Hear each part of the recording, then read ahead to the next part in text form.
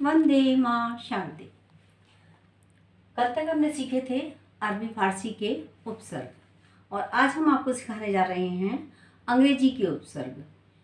अंग्रेजी के उपसर्ग में सबसे पहले शब्द देखें आप। उपसर्ग है आपका चीफ।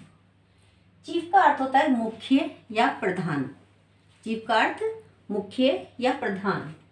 चीफ मिनिस्टर, ठीक है। और इसको हिंदी में हम क्या बोलेंगे? मुख्यमंत्री। Chief commissioner. चीफ के दो बताए हमने आपको। अब आप सीखेंगे असिस्टेंट। असिस्टेंट का मतलब होता है सहायक, जो आपका हेल्पर हो, सहायता करने वाला हो, या जो आपसे जो आप जैसे आप प्रधान हैं और आपके नीचे वाला जो क्या क्या कहलाएगा? उप प्रधान कहलाएगा। इसी तरीके से असिस्टेंट यानी सहायक, assistant manager, assistant teacher.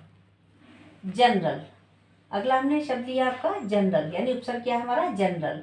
General का अर्थ होता है प्रधान। General secretary, general manager, general merchant, general store, ठीक है। ये शब्द और बन सकते हैं इससे हमारे। अगला शब्द है हमारा डिप्टी। डिप्टी का अर्थ है उप या सहायक। सबका अर्थ लगभग सेम ही है, उप या सहायक। डिप्टी कमिश्नर, डिप्टी डायरेक्टर और डिप्टी सीएम। 22, अगला उपसर्ग है हमारा 22। 22 का भी अर्थ क्या है? सहायक ही है। 22 चांसलर, 22 प्रिंसिपल और 22 कैप्टन। अगला शब्द है हमारा हेड। हेड का अर्थ होता है प्रधान, head master, head clerk, head of the department. क्या शब्द बताया हमने हेड के आपको? Head master, head clerk, head of the department. अगला हमारा उपसर्ग है सब। सबका अर्थ होता है अधीन। वो भी उसी से लगभग एक ही सेंस में आते हैं, लेकिन थोड़ा थोड़ा सब में अंतर है। उस अंतर को हमने आपको इन उपसर्गों के माध्यम से स्पष्ट किया है। ध्यान दीजिए। सब, सबका अर्थ है अधीन, सब इंस्पेक्टर, सब जज आदि।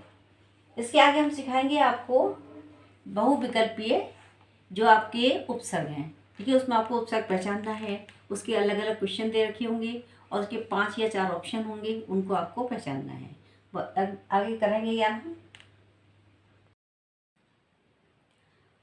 अभी तक आपने सीखे हैं हिंदी के उपसर्ग, संस्कृत के उपसर्ग और अरबी फारसी के उपसर्ग और अंग्रेजी भाषा के उपसर्ग।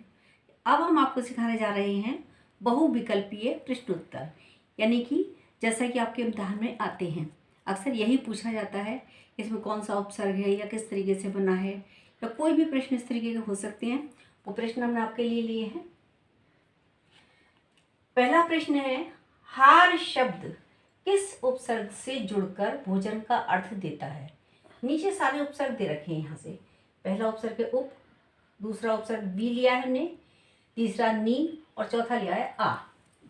ये 4 उपसर्ग हैं और हार शब्द में इसको हमें जोड़ना है, ठीक है।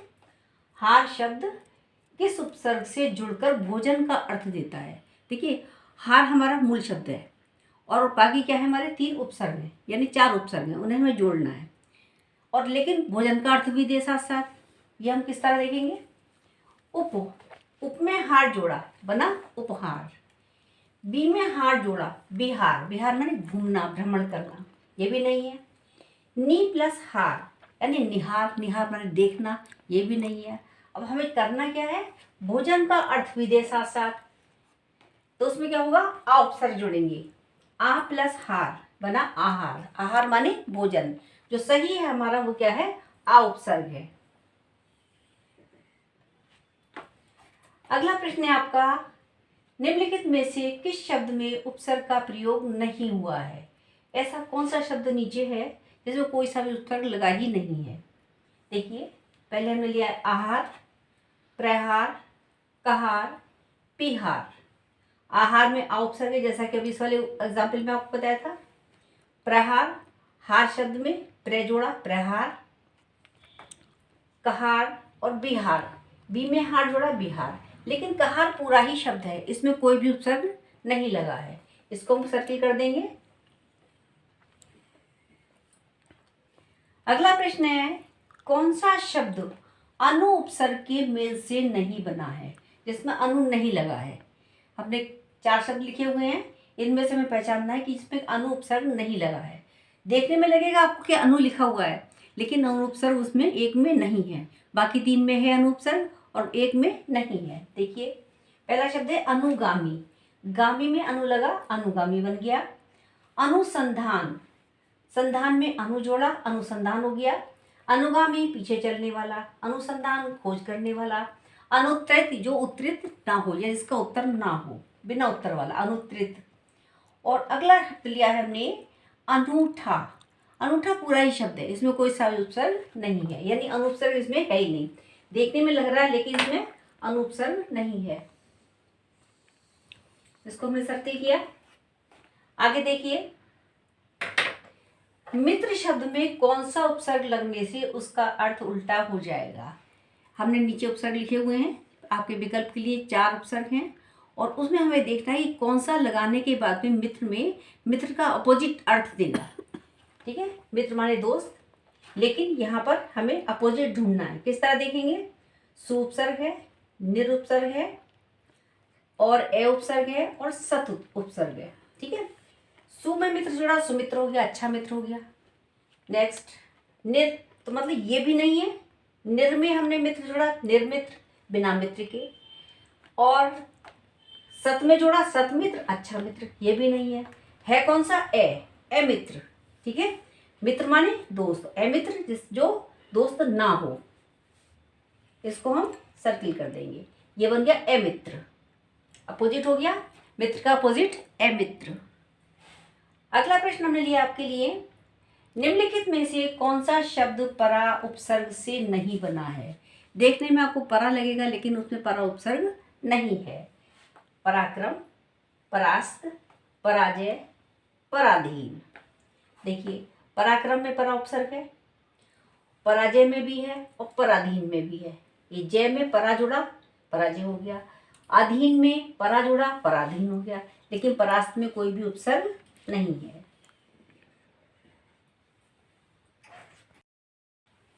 अगला प्रश्न है, निम्नलिखित में से किस शब्द में कोई भी उपसर्ग नहीं है। देखने में आपको लग रहा हो कि सब में उपसर्ग लगा हुआ, लेकिन वास्तव में ऐसा नहीं है। एक शब्द इसमें ऐसा है जिसमें कोई भी उपसर्ग नहीं है। देखिएगा, पहला शब्द है अपगुण, दूसरा है आगमन, तीसरा है राघव और चौथा लिया है हमने आकर्षण। अपगुण में अब उपसर्ग है, आगमन में आ प्लस गमन, आ उपसर्ग है। राघव और अगला शब्द है हमारा आकर्षण, आकर्षण में आ में हमें कर्षण जोड़ा, आकर्षण बन गया। लेकिन राघव पूरा एक नाम है, इसमें कोई भी उपसर्ग नहीं है। इसको हमने सर्किल किया। अगला प्रश्न, अभी उपसर्ग से रहित शब्द छांटकर गोला बनाइए। ठीक है, जिसमें अभी उपसर्ग ना लगा हो। देखने में लगेगा कि सब में अभी लिखा हुआ है, लिखा हुआ सब में अभी है, लेकिन वास्तव में एक शब्द ऐसा है जिसमें कि अभी उपसर्ग नहीं लगा हुआ है। अभिशाप, अभिप्राय, अभिषेक, अभियोग। अभिशाप, शाप में जो है शब्द है कैसा है, हमारा मूल शब्द क्या है, शाप, और अभी उपसर्ग है तो बना अभिशाप। अभिप्राय, प्राय में अभी उपसर्ग लगा हुआ है तो बना अभिप्राय। और चौथा शब्द है हमारा अभियोग, अभी प्लस योग, अभियोग। लेकिन अभिषेक, अभिषेक माने होता तिलक करना, अभिषेक यानी तिलक करना, तो इसमें कोई भी उपसर्ग नहीं है। देखने में लग रहा है कि इसमें उपसर्ग है, लेकिन वास्तव में इसमें कोई भी उपसर्ग नहीं है अभिषेक शब्द में। इसको हमने सर्किल किया। अगला प्रश्न है हमारा, निम्नलिखित में से किस शब्द में अन उपसर्ग नहीं है। देखने में लग रहा है सब में अन लिखा हुआ है, लेकिन एक शब्द ऐसा है जिसमें कि अनुपसर्ग नहीं है। देखिए, अनपढ़, अनावश्यक, अनवन, अनुपात। अनपढ़, पढ़ में अन जोड़ा, अनपढ़ बन गया। अन प्लस आवश्यक, अनावश्यक बन गया। अनवन और अनुपात। ठीक है, तो कौन सा शब्द इसमें हमारा, अनवन। अनवन शब्द में कोई भी उपसर्ग नहीं है।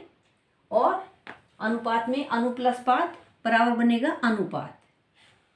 अगला प्रश्न है हमारा, निम्नलिखित में से किसके साथ निरुपसर्ग जोड़ने से बनाना बना है, यानी बनाना अर्थ आएगा उसमें। निरुपसर्ग जोड़ेंगे हम और बनाना अर्थ देगा हमारा, बनाना, उसको हमें तैयार करना, निर्माण करना। देखिए, पहला हमने लिया है उपसर्ग बाण, निर प्लस वान, निर्वाण, यानी निर्वाण या निर्वाण, इसका अर्थ होता है मोक्ष। निर्वाण माने मोक्ष या निर्वाण, ये हमने पढ़ने में आता है जब हम कोई भी साहित्य पढ़ते हैं काव्य में, ज़्यादातर शब्द का प्रयोग हुआ है निर्वाण। अगला हमने लिया है उपसर्ग आपका दोष, निर्दोष, जिसमें कोई दोष ना हो। जिसमें भी हमारा जो प्रश्न है वो हमारा पूरा नहीं हो पा रहा है, प्रश्न का उत्तर हमें नहीं मिल पा रहा है। अगला शब्द है हमारा धारण, निर प्लस धारण, निर्धारण करना, किसी भी चीज़ का हमें निर्धारण करना।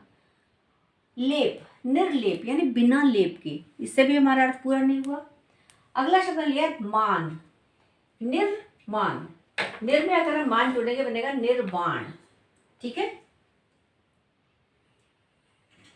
निर्माण करना, बनाना, ये निर्माण मोक्ष है, और निर्माण क्या है हमारा, निर्माण करना, निर्माण करना, यानी कोई चीज बनाना, ये हमारा मोक्ष है। निर्वाण मोक्ष है, निर्वाण मोक्ष है, और निर्माण क्या है, बनाना, निर्माण करना, किसी चीज को बनाना, तैयार करना, निर्माण, निर्माण।